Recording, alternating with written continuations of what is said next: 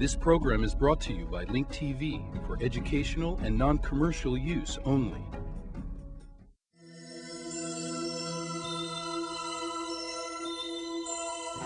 Mosaic, a daily news program from Link TV, presents a selection of news reports from independent and state-controlled broadcasters from throughout the Middle East.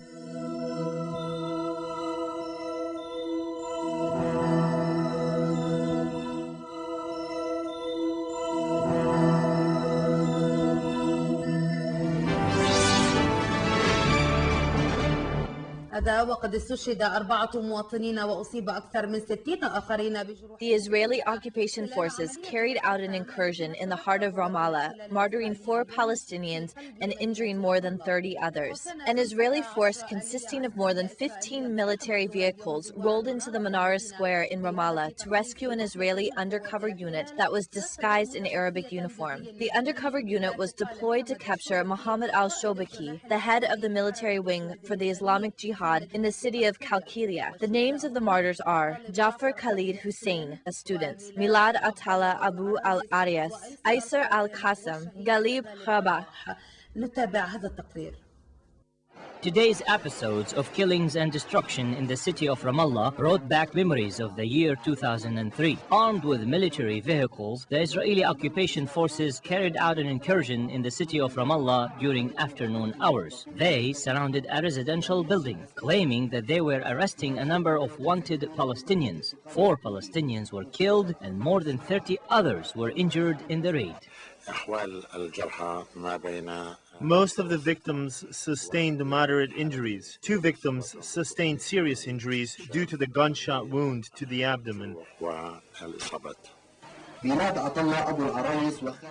Atallah Abu al-Arais, Ja'far Khalid, Yasser Abu al-Arra, and Ghalib Rabah were martyred during this Israeli offensive operation. In addition, more than 30 Palestinians were injured, including 2 victims sustaining serious injuries. Clashes erupted in the center of Ramallah, resulting in human casualties and property damage. This Israeli offensive operation came only a few hours after a meeting that was held between the American Council and the Palestinian President Mahmoud Abbas. The Israeli incursion killed 4 Palestinians in the name of arresting wanted fugitives.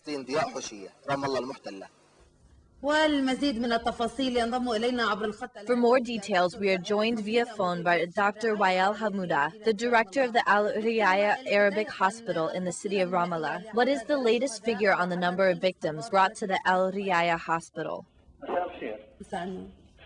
Good evening. Today, the situation was tragic in Ramallah. It reminded me of the March 2002 Israeli incursion. Many parts of the city were under siege. We treated most of the victims here. Today, we received 14 victims, including 2 martyrs. The first martyr was 21 years old. He was shot in the back, which resulted in damage to his lung. We tried to resuscitate him, but we were unsuccessful. The second martyr was 26 years old, and he sustained serious injuries. He underwent surgery. However, he died while under surgery due to internal hemorrhage caused by the gunshot wound that he sustained in the abdomen. 4 other victims also sustained serious injuries. One of the victims is 23 years old, and he sustained serious injuries to the face. 3 specialists, including a plastic doctor, an optician, a nose, a throat, and ear doctor, are treating him as we speak. Another victim, who sustained injuries to his pelvic area, also underwent surgery. The 3rd and 4th, who sustained injuries to their legs, are still waiting in the operating room for surgeries.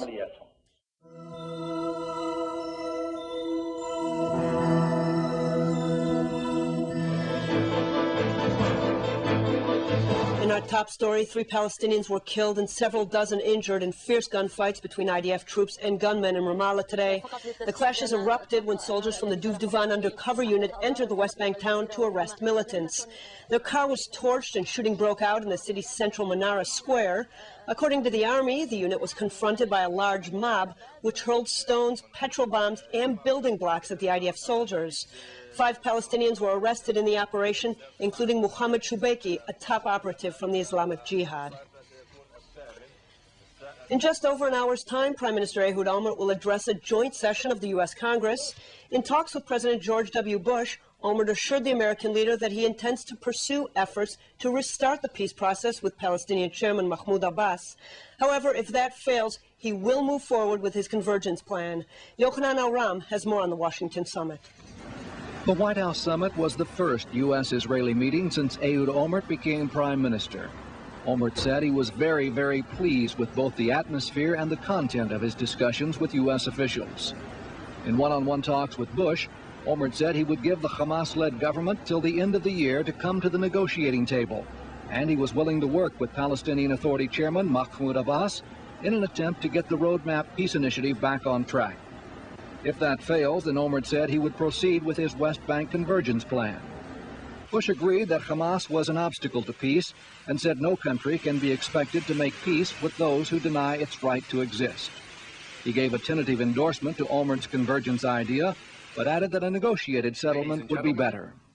I believe Prime Minister Olmert agrees that a negotiated final status agreement best serves both the Israelis and the Palestinians and the cause of peace.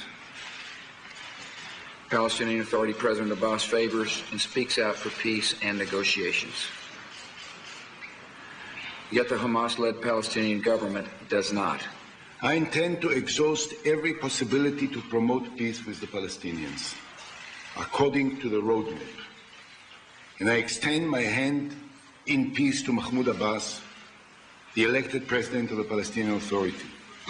I hope he will take the necessary steps which he committed to in order to move forward.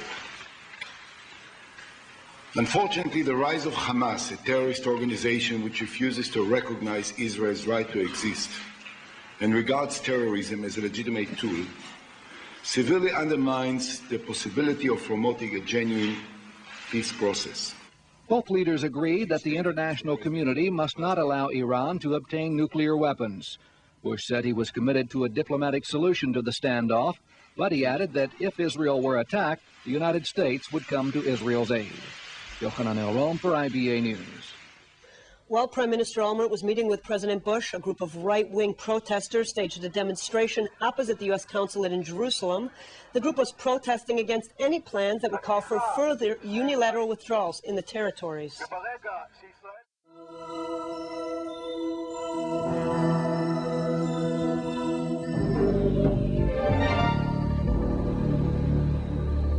Amnesty International published in London its 2006 annual report on the state of human rights around the world. The watchdog group said that the relentless pursuit of safety and security by powerful nations has led to deception, delusion, and empty promises that have undermined human rights.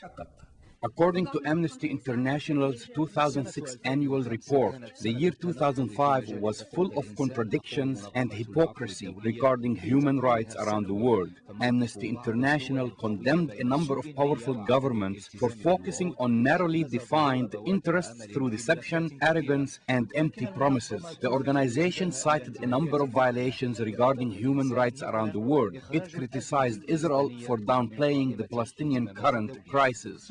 What is happening right now in the Palestinian territories is a crisis which may develop into a human catastrophe. Meanwhile, the international community has not assumed responsibility and has failed to help the Palestinian people who are in dire need for assistance. ومواصلة لنهجها منظمة العفو الدولية اتهمت القوى الكبرى في العالم. Amnesty International watchdog accused powerful nations of draining world resources in the name of security and at the expense of human rights. كثيرا من العالم. The war on terror, yes, there's been a compromise on human rights. Yes, there has been a compromise in human rights in the war on terror. This is a dangerous sign. They justify human rights violations and the torture and intimidation of political prisoners in the name of security and the fight against terror. That's okay. تقرير منظمة العفو الدولية يرى أن السنة الماضية According to Amnesty International, the year 2005 was one of the busiest years in terms of promoting civil and social rights and combating world poverty. However, Amnesty International criticized powerful nations for failing to meet promises in the so-called development objectives of the new millennium. عجز الدول على الإيفاء بوعودها. صحب أزمات لا تزال مشتعلة وتهدد العالم بأسره مثل الأزمة. There are still many crises plaguing many parts of the world, including Sudan and the region of Darfur. The ones paying the price are the poor and defenseless people of Darfur. العزل الذين ليس بإمكانهم. Amnesty International also criticized Washington for detaining the so-called terror suspects in Guantanamo Bay. Because there are some people detained in Guantanamo Bay despite lack of evidence and material discrepancies committed by intelligence agencies. They need to let these detainees go. In its annual report, Amnesty International criticized human rights violations in the Arab world, Israel, and Iran. However, the organization may try to manipulate some of the facts and findings cited in its 2006 annual report, especially considering the fact that it did so in its previous annual reports. We are joined from Beirut by Mr. Ahmad Karoud, head of Regional Office for Amnesty International in Lebanon. Mr. Ahmad, what does Amnesty International mean when they say that human rights were compromised in the name of security by powerful nations through deception and delusion? في الحقيقة ما لاحظناه في سنة 2005 أن هناك ازدواجية The fact of the matter is that a number of powerful governments in the world adopted double standard policies during 2005. تنادي وتعلن التزامها بالاتفاقيات الدولية لحقوق الإنسان ومعارضتها للتعذيب. They announced that they are committed to international agreements in human rights and they oppose the torture of detainees. Having said that, the United States opened several illegal and secret detention centers in many parts of the world, including Eastern Europe, in order to extradite detainees to their countries of origin, where they face torture and abuse. تسلمهم إلى بلدان في منطقة الشرق الأوسط وهي تعلم أنهم يعاملون المعتقلين بقسوة ويمارسون عليهم التعذيب. Moreover, the British government also adopts a double standard policy. While London claims that it promotes human rights and opposes the torture of detainees, it signed extradition agreements with a number of countries. It agrees to hand over detainees to their countries of origin, knowing that they will face torture and abuse. حيث ستسلمهم أشخاص يعيشون في المملكة المتحدة وهي تعرف كذلك هذه الحكومة أن هذه البلدان تمارس التعذيب. إذن هناك رياء. The European Union countries also claim that they defend and promote human rights around the world. However, they treat immigrants and foreign workers very badly. في هذه البلدان والعمال سيئة جدا.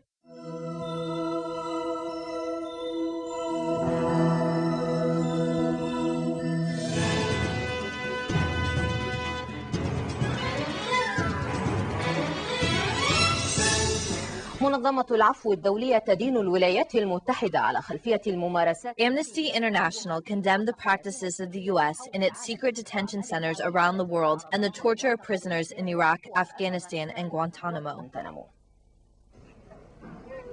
في وقت تقيم واشنطن الدنيا ولا تقعدها حول دفاعها المزعوم عن حقوق الإنسان ونشر الديمقراطية. While Washington raises hell when it comes to so-called advocacy of human rights and spread of democracy in its own special way, Amnesty International strongly criticized the U.S. for detaining thousands of people in Iraq, Afghanistan, and Guantanamo prison without due process. تقرير سنوي للمنظمة صدر عن مقرها في لندن إن آلاف المعتقلين لدى الولايات المتحدة ظلوا محتجزين دون تهمة أو محاكمة في العراق وأفغانستان. The annual report of the London-based organization stated that thousands of detainees in American prisons in Iraq, Afghanistan, and Guantanamo continue to be imprisoned without court order. News reports indicate that Washington is running secret detention centers in undisclosed locations. يتعرضون له من معاملة قاسية وعدم تمكنهم من اللجوء إلى المحاكم، حيث تردد أن بعضهم مرضى وفي حالة خطيرة.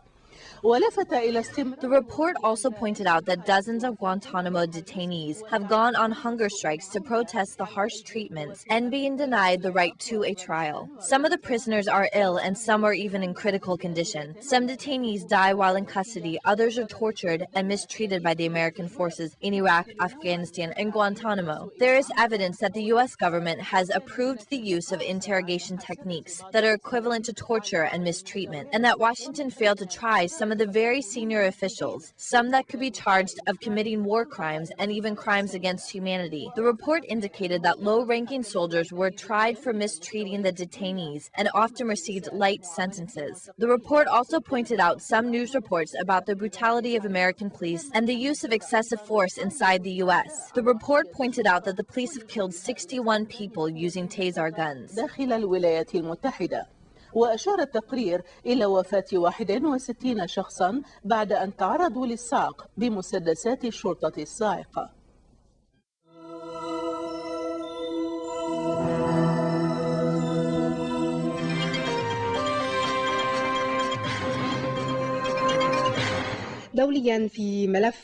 For the past 30 years, the Western Sahara has called on the United Nations to send the High Commissioner for Human Rights to the region to investigate human rights violations in the occupied territories. A delegate representing the Office of the United Nations Commissioner for Human Rights finally arrived in the Western Sahara. The UN team attended a number of political events, which were organized by local assemblies for the benefit of different sects of the Saharan people. Mohammed Bikhta reports. أخيرا استجابت الأمم المتحدة لطلب قدمه الشعب الصحراوي منذ أكثر. The United Nations finally acknowledged a Western Sahara's request that was made nearly 33 years ago. The request was to send a delegate from the Office of the United Nations High Commissioner for Human Rights to investigate human rights violations in the occupied territories. The UN delegate visited several areas in the occupied territories before stopping at a refugee camp in the region of Kunduz, where he met with the families of the missing and prisoners of war. Western Saharan leaders called on the visiting UN envoy to exercise integrity in finding out the truth regarding human rights violations in Western Sahara and Wadi al-Dahab. The people of Western Sahara cited a number of violations, including daily intimidation and roundup of political activists, especially those involved in the liberation movement, which calls for self-rule for the people of Western Sahara. المطالبة بتقرير مصير الشعب الصحراوي. هذه 30 سنة مضت وإحنا نترجاو ونحانوا حد يقول. We have begged for more than 30 years, asking the international community to tell the truth and root out the oppression in Western Sahara. حق الإنسانية. أنا شعب مظلوم عنده نص أرض محررة وفيها ربط. We are an oppressed nation. Only half of our land is liberated, and there are minefields all around it. Many local residents were hurt by the mines.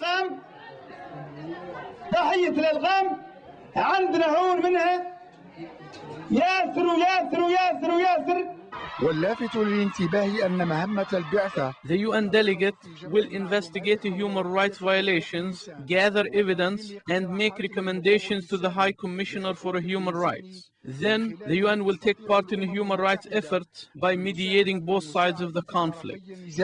في التعاطي مع حقوق الإنسان. إحنا من 91 والمغرب يناور. Morocco has been oppressing us for many years. We blame the United Nations for lagging behind and not putting an end to Moroccan tyranny. بدل من تفرض وتضغط صبحت تغمض عينيها عن بطش المغرب. The UN delegate met with some Saharan assemblies which are working hard to provide some public services to the people of Western Sahara despite the grim situation in the refugee camps. Local assemblies offer a number of public and social services including education, vocational training, health and disease prevention. والصحة والتكفل بالأمراض والعاهات. أهلا وسهلا بالسلام.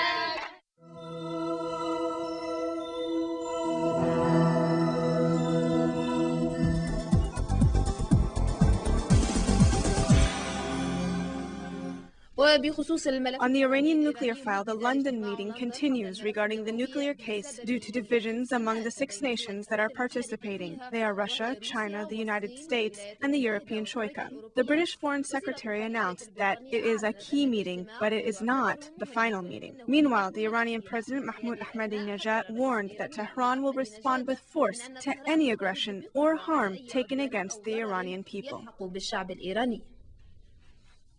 Whether to use an incentive package or whether to use force was being debated by the 5 permanent members of the Security Council, as well as Germany, in an attempt to convince Tehran to stop its uranium enrichment activities. Despite the hope expressed by the head of the Russian Atomic Energy Agency about major progress being made to reach a resolution to the Iranian nuclear file, the division inside the American administration on this matter has led to a delay in a consensus among all nations. Both incentive packages and threats have failed to weaken Iran's resolve on the right to possess complete nuclear technology for peaceful purposes. This was reiterated by the Iranian president Incursions, saying that Tehran will not compromise on its natural and legal right to enrich uranium. He said that the enemies will receive a historic slap if they try to harm Iran.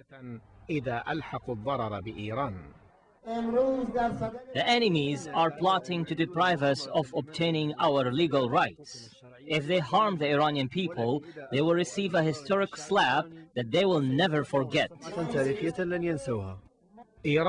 Previously, the West proposed to produce light water and guarantee necessary nuclear energy, but Iran rejected, saying that any possible sanctions that will result from this refusal will not change the situation, even at the military level. Officials of the regime confirmed that they had the know-how to manufacture all legal weapons, which the Iranian army needs.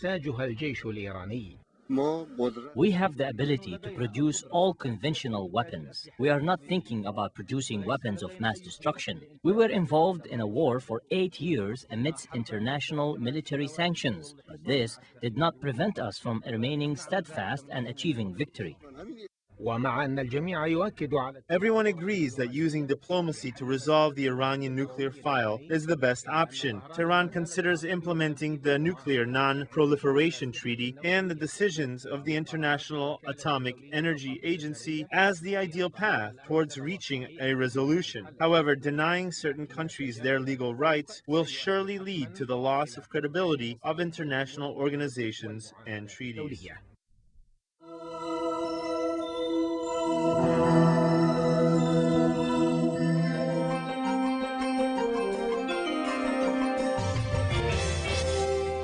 U.S. Secretary of State Condoleezza Rice said Syria has not responded to UN Resolution 1680 that calls for establishing diplomatic relations with Lebanon, and that it is still treating Lebanon as a client instead of an independent country. In an interview with the Dubai-based Al Arabiya television network yesterday, Rice considered that the clashes which occurred last Wednesday between the Damascus-based Palestinian Fatah al-Intifada militia and the Lebanese army the day that the Security Council adopted Resolution 1680 as a sign that Syria was not listening.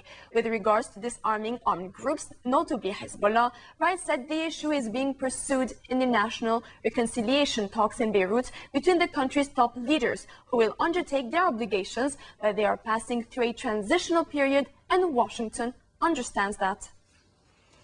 On the eve of the 6th anniversary of Israel's withdrawal from southern Lebanon, Hezbollah Secretary General Said Hassan Nasrallah expressed the need for a joint defense strategy between Hezbollah, his armed group, and the Lebanese army, but refused the UN proposal to integrate Hezbollah's armed wing within the rank of the regular army.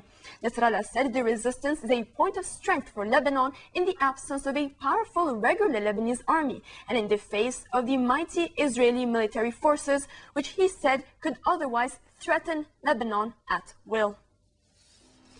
During a conference on the culture of resistance in Beirut's Le Méridien Hotel, and on the eve of the 6th anniversary of Israel's withdrawal from southern Lebanon, Hezbollah Secretary General Said Hassan Nasrallah refused the UN proposal to integrate Hezbollah's armed wing within the ranks of the regular army, explaining that such a move would deprive Lebanon of a powerful weapon and put Lebanese army positions and government institutions under attack in case the resistance carries any action against the Jewish state, which has superior military equipment and experiences. Israel ended a 22-year occupation of South Lebanon in May 2000 after a Hezbollah war of attrition. Nasrallah reiterated that Hezbollah had well over 12,000 rockets capable of hitting any target in northern Israel, which is Israel's weakest point. Hezbollah's chief also said that the resistance is a point of strength for Lebanon because of its continuous readiness to respond to any Israeli attack in the absence of a powerful regular Lebanese army and in the presence of a constant Israeli threat. As a result, Nasrallah emphasized on the need for a joint defense strategy between Hezbollah and the army. He added that the resistance views on how to build a realistic defense strategy for Lebanon depended on how Israel's weaknesses and strengths were calculated in comparison to those of Lebanon. Nasrallah finally expressed his readiness to discuss other options or plans to safeguard Lebanon's sovereignty and independence. The issue is expected to be discussed at the upcoming national dialogue expected for June the 8th.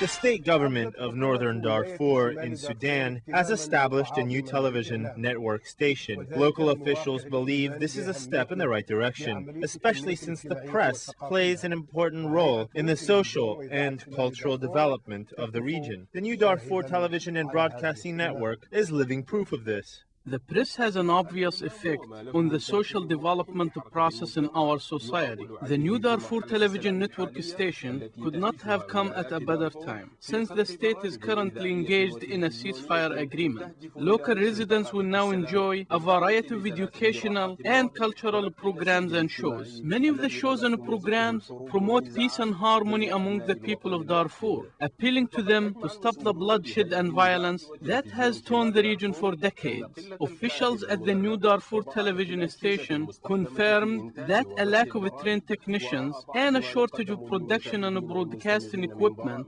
contribute to the low quality of the programs shown over the network. Most of the equipment at the Darfur broadcast and television network station are old. We are doing the best under these circumstances. Despite the lack of capabilities and technical support, the network exerted a tremendous amount of effort to develop and improve its shows and programs. Meanwhile, the region of Darfur is showing signs of stability in the aftermath of the peace agreement reached in Abuja.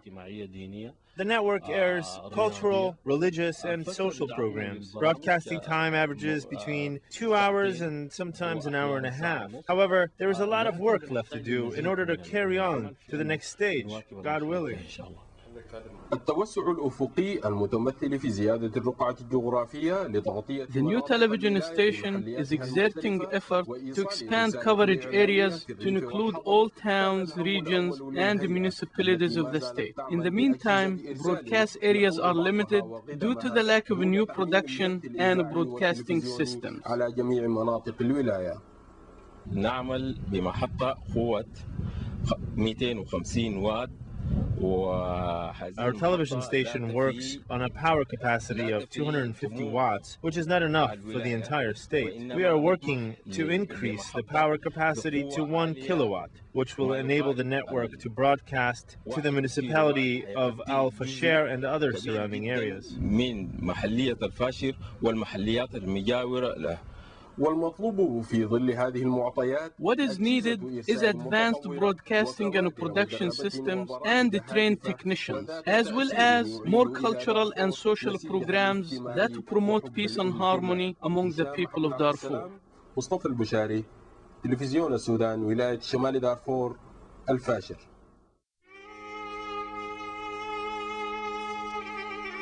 The views expressed on Mosaic are not those of Link TV or its sponsors, but of the broadcasters themselves. Mosaic is made possible by a grant from the John S. and James L. Knight Foundation, which promotes journalism excellence worldwide and invests in the vitality of 26 U.S. communities. and the William and Flora Hewlett Foundation. Additional support is provided by the Firedoll Foundation and Henry and Virgilia Dakin.